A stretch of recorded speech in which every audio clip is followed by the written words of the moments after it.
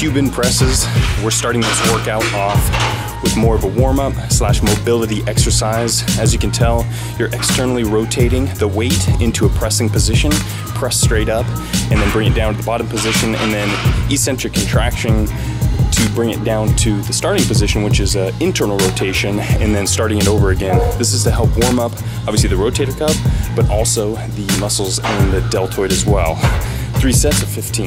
With the Cuban press, you want to keep lightweight because what we're focusing on here is form. We're warming up and we're getting ready for the heavier presses, which we're going to be doing, such as overhead press. So with this one, don't feel like you got to go really heavy. Just get weight which feels just comfortable enough to do the amount of reps you need to do, and then go ahead and rep it out with proper form. Overhead press, one of our favorite exercises and also one of the foundations it takes to become a buffed. We got 4 sets on this one. It's a bigger compound movement, really stressing all 3 heads of the deltoid. 4 sets. We're gonna pyramid down in repetitions as we pyramid up in weight. First one starting off around the 12 to 15 rep mark, a little lighter in weight just to kind of test the waters, and then move up in weight in there and going down to the 4 rep range.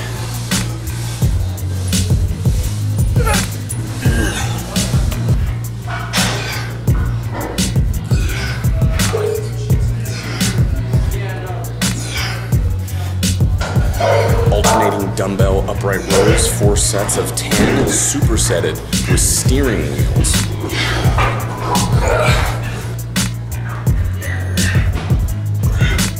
You want to do 10 repetitions each side, so if you can count, there's 1, then 1.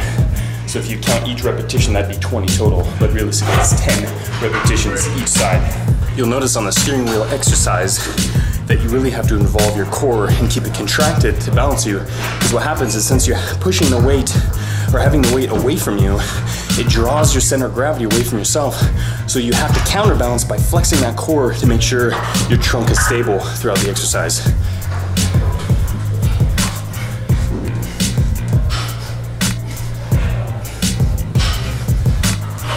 So as you can tell, we're doing face pulls, and it's pretty obvious because we're pulling the weight towards the face rather than towards the sternum, or what you do like a row. So what happens is, when you adjust the angle of the workout, or excuse me, the exercise, and you're pulling nice and high, letting those elbows flare out, you're getting more work in those rear delts, posterior delts, and also the traps. So we're really trying to focus on the posterior deltoids and also the trapezius in this exercise. And what you want to do too is really get a wide stance, because again, it's going to be wanting to pull you forward as you perform the exercise. So you got to be really stable, because it's going to be pulling your center of gravity away from you. You got to keep that core really tight, and you want to get a good squeeze, pulling those shoulder blades back at the back position, the finish position, so that way you get the complete contraction and benefit of the exercise. You're going to do lateral to front, then front to lateral. So it's kind of more of a rotation isolation. So you're going to go lift into a lateral raise, and then you're going to rotate shoulders forward, bring it down to eccentric contraction, and then you get the concentric contraction on the front raise, rotate to the lateral side of the body, and slowly get the eccentric contraction. So you really get a nice dual kind of workout or exercise here, front raises or the anterior delts, and then move right into a little bit of posterior through the rotation, and then you get the nice eccentric and concentric contraction on both movements. And we're supersetting that with the face pulls. And while performing this exercise, as you can see with Brandon, he's just bringing his arms parallel to the floor. He's not raising his elbow above parallel to the floor. He's just keeping it straight, just like this. So it's straight up, right in front of you, down, and then repeat in reverse. These supersets, man, we've been away from these for a little while, and they will kick your ass, man. But hey, that's what creates a buff dude from just a dude. Cable reverse flies, I'm really focusing on the posterior delts on this one. It's an isolation exercise, so you really want to just be using that shoulder joint throughout the motion. You don't want any movement in the elbow joint. You'll see a lot of guys doing the motion, and they start with the elbows bent, and as they do this, they extend the rest of the way. So they pull the elbows back, then extend. That's not doing the job. What you got to do is keep your arms almost straight, a slight bend in the elbow, but keep it stationary. So when you pull it back, it's pulling back from the shoulder rather than extending on the elbow and working more the tricep. And this is another exercise which we keep light really, which what Brandon was just saying is, you know, about the whole keeping the elbows. You don't want to move that throughout the exercise to compensate. Well, that's exactly what begins to happen when you begin to go up too heavy in weight. You begin to compensate because your shoulders can't handle the load, so then you begin to cheat on form. So try to keep this one pretty light just so you can work on that form remaining consistent throughout the duration of the exercise. Little tip, what you want to do is take a step back from performing this exercise because you don't want to catch yourself in that cable as you're performing the exercise. This is what you don't want to do. All right, dudes and girls, we're gonna do some external rotations to end this workout.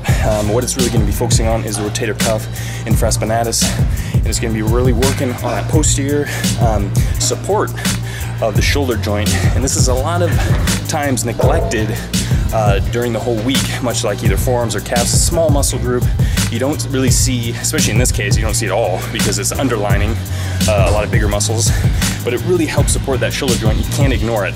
So what we're gonna do is the external rotations, which is gonna be your elbows firmly placed at your side, and you're taking your hand and rotating it out as far as you can. So you get a slight burn in the posterior part of the deltoid, and then you're gonna take it right back nice and slow.